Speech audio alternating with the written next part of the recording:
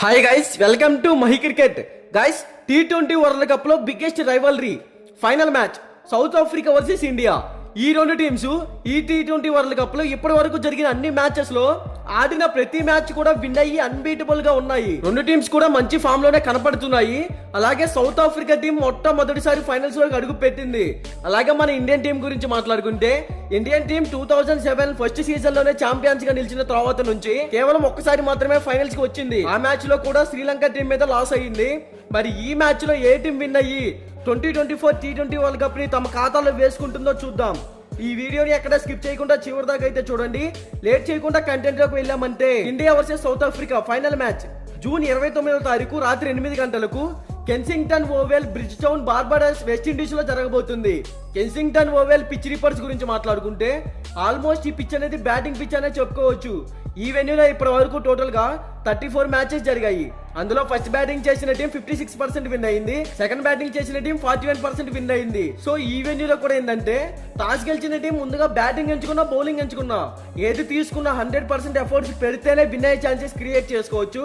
అలాగే ఈ పిచ్ లో ఉన్న అడ్వాంటేజ్ ఏంటంటే ఫస్ట్ బ్యాటింగ్ చేసిన టీం కనుక 170, 180 ప్లస్ టార్గెట్ ని కనుక సెట్ చేస్తే సెకండ్ ఇన్నింగ్స్ లో స్కోర్ ని ఈజీగా డిఫెండ్ చేసుకుని విన్ అయ్యే ఛాన్సెస్ క్రియేట్ చేసుకోవచ్చు. ఇక్కడ average first batting score 152 runs, average second batting score 133 runs. అలాగే లాస్ట్ 10 మ్యాచెస్ లో ఇక్కడ పేసర్ స్పిన్ బౌలింగ్ గురించి మాట్లాడుకుంటే పేస్ బౌలింగ్ కి 72 వికెట్స్ పడ్డాయి, స్పిన్ బౌలింగ్ కి 40 వికెట్స్ పడ్డాయి. సో ఈ పిచ్ కూడా పేస్ బౌలర్స్ కి అనుకూలంగా ఉంటుందని చెప్పుకోవచ్చు. అలాగే మ్యాచ్ టైమ్ లో వెదర్ రిపోర్ట్స్ చూసుకుంటే 40% వర్షం పడే అవకాశాలే కనపడుతున్నాయి. క్లైమేట్ ఏమన్నా చేంజ్ అవుతుంది అంటే కొంచెం చేంజ్ అవుతుందనే చెప్పుకోవచ్చు. అలాగే మ్యాచ్ మధ్యలో వర్షం వచ్చిపోతే సెకండ్ ఇన్నింగ్స్ వాళ్ళకి కొంచెం అడ్వాంటేజ్ ఉండకపోవచ్చు అనే చెప్పుకోవచ్చు. ఇక బోత్ టీమ్స్ కి సంబంధించిన హెడ్ టు హెడ్ గురించి మాట్లాడుకుంటే ఇప్పటి వరకు ఈ రెండు టీమ్స్ మధ్య టోటల్ గా 26 మ్యాచెస్ జరిగాయి. అందులో Indian cricket team 14 matches win అయింది, South Africa team 11 matches win అయింది. హెడ్ టు హెడ్ రికార్డ్స్ లో ఇండియాదే పై చేయని చెప్పుకోవచ్చు. ఇక బోత్ టీమ్స్ కి సంబంధించిన ప్లేయింగ్ 11 గురించి మాట్లాడుకుంటే సౌత్ ఆఫ్రికా టీం కెప్టెన్ గా ఎడెన్ మార్క్రమ్ అయితే నాయకత్వం వహిస్తున్నాడు.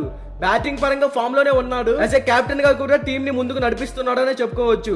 ఈ టీం టాప్ ఆర్డర్ లో చూసుకుంటే Quinton de Kock, Reeza Hendricks, Aiden Markram, Heinrich Klaasen నలుగురు కూడా ఎక్స్ట్రాడినరీ హిట్టర్సే. గ్రీజులో సెట్ అయితే పెద్ద స్కోర్ ని టీం కి అందించగలరు.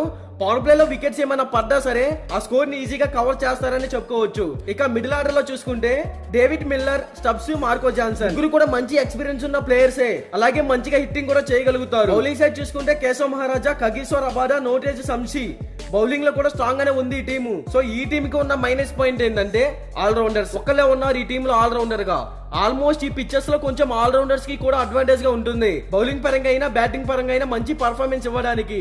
ఇక ఇండియన్ టీం గురించి మాట్లాడుకుంటే ఇండియన్ టీం కెప్టెన్ గా రోహిత్ శర్మ అయితే నాయకత్వం వహిస్తున్నాడు. యాజ్ ఏ కెప్టెన్ గా టీం ని బాగా లీడ్ చేస్తున్నాడు. బ్యాటింగ్ పరంగా కూడా టీం కి 100% ఇస్తున్నాడు. ఈ టీం టాప్ ఆర్డర్ లో చూసుకుంటే రోహిత్ శర్మ, విరాట్ కోహ్లీ, రిషబ్ పంత్, సూర్యకుమార్ యాదవ్ టాప్ ఆర్డర్ లో టీం కి మంచి స్కోర్ నే అందిస్తారు వీళ్ళ నలుగురు కూడా. మన విరాట్ కోహ్లీ ఒక్కడే ఫామ్ లో లేడు. మరి ఇది ఫైనల్ మ్యాచ్ కాబట్టి ఈ మ్యాచ్ లో మంచి నాకైతే మనం ఎక్స్పెక్ట్ చేయవచ్చు కోహ్లీ నుంచి. ఇక మిడిల్ ఆర్డర్ లో చూసుకుంటే శివం దుబే, హార్దిక్ పాండ్యా, రవీంద్ర జడేజా, అక్షర్ పటేల్ నలుగురు కూడా ఎక్సలెంట్ ఆల్రౌండర్సే. బ్యాటింగ్ పరంగా బౌలింగ్ పరంగా టీం కి ఇంపార్టెంట్ టైమ్ లో హెల్ప్ చేస్తూనే ఉంటారు. అక్షర్ పటేల్ అయితే బౌలింగ్ పరంగా మంచి ఫామ్ లో ఉన్నాడు. ఇక బౌలింగ్ సైడ్ చూసుకుంటే కుల్దీప్ యాదవ్, హర్షదీప్ సింగ్, జస్ప్రీత్ బుమ్రా ముగ్గురు కూడా మంచి వికెట్ టేకర్స్ అనే చెప్పుకోవచ్చు. ఈ టీమ్ లో చేంజెస్ ఏమైనా జరగవచ్చు అనుకుంటే శివం దుబే ప్లేస్ లో శాంసన్ అయితే తీసుకోవచ్చు. ఆల్మోస్ట్ దుబే సెట్ అయ్యాడు. ఇది ఫైనల్ మ్యాచ్ కాబట్టి చేంజెస్ ఏమి చేయరనే చెప్పుకోవచ్చు.